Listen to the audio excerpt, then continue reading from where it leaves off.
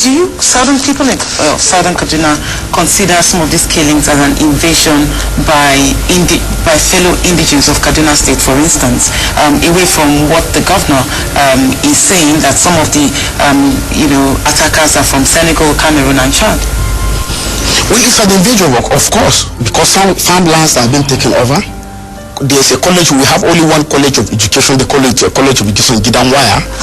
And now it's a grazing reserve because students left because of Fulanis are grazing there in that college of education. Let's keep every of these conspiracy theories apart. It is purely an expansionist program by land grabbers. Where are these land grabbers from? Nasir El-Rufai said they are from Niger. We will talk about Nasir El-Rufai's statement. Yes. You are, you represent the Southern Kaduna people. Yes. And so within your, your group, you do have your own information. Yeah. So what are you finding out about the invaders of some of the villages within the Southern Kaduna region? Well, they are gunmen, in which nobody can tell you where they are from. But they are Fulani gunmen moving with cattle, and at the night they attack, sometimes in daytimes. So I cannot tell you their location. These are wanderers, people that don't respect any international border. They move in and out of so many areas freely. So you cannot just pin them down to a location or whatnot. But I said, thank God somebody trained them and really understood that they came from Niger, and he connected with them and he paid them. All right, I remember a conversation with one of the members of the Mieti Allah saying that, against the land grabbing, syndrome, which is what you've explained here, that they've also lost cattle and lives in all of these attacks, since 1981, since it started. And that the compensation you were talking about is a compensation made to some of these men who have lost lives and payment for their cattle. Now, if you look at that argument from that point of view, you would want to say what is good for the guest is good for the gander. But bringing it back home to you, if you feel the government is making compensations to the Fulani headsmen, do you equally feel you should be making such compensation to the people of Southern Kaduna in guises of providing shelter? Because as it seems, there are over 65,000 displaced people in Southern Kaduna. Is it compensation that truly worries the Southern Kaduna people, or is it a holistic resolution to this whole mess? It's not compensation. It's a holistic settlement of this issue. And don't forget, it is only in El-Rufai's government that the goose and the gander don't share the same source of pot. You can't compensate killers without compensating the victims.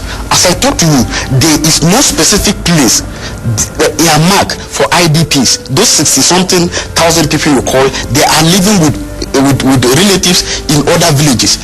No concerted effort from the government to settle them in one place, provide for them pending when they will go back.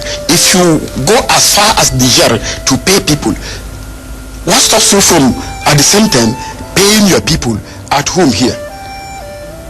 So it is dangerous. What Nasir El-Rufai did, it's dangerous. It's dangerous for this country, for a state government to embark on foreign policy. Foreign policy is placed under exclusive list and exclusive list. And when we say exclusive list, everything under exclusive list under the program is under the highest tier of government, the federal government. But here is the state government. What do you think Patrick, the late Governor Patrick Yakowa did to a surge? Because if you look at his tenure and this tenure, there seems to be a huge gap. There's this thin line that needs to be crossed. What do you think went wrong?